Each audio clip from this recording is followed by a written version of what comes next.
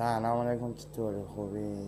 دوستان نگاه کنید، آسمون اینقدر دیگه آبی نیست. ما نیاز داریم برای حمایت همدیگه. ما میخوایم یه جوری باشیم کنار هم.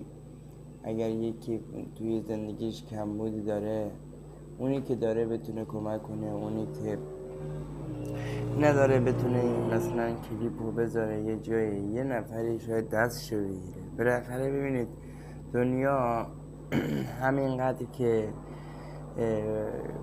بزرگ قشنگه، برای بعضیا اینقدر واقعا کوچیک شده، برای بعضی اینقدر سخت شده.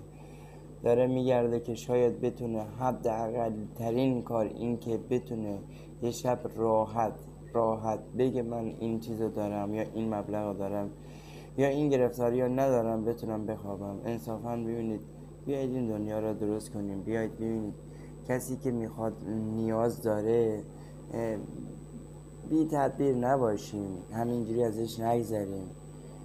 من میدونم دارید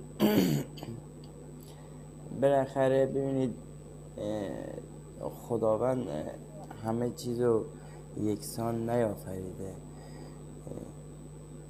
تو داری باید کمک کنی که حداقل ترین اونی که میخواد دوست داره کمی دست خودشو بگیره، بلند شه. بالاخره یه خنده برای آقا خانوادهش، بچهش وقتی که میاد جلو همیشه پدرش غمگین میبینه، این دیگه ببین آخر عاقبت این بچه همیشه نگرانی.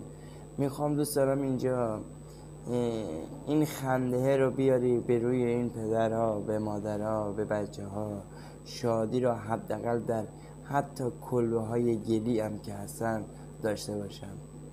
الهی دورتون میگردم، حتما حواستون باشه.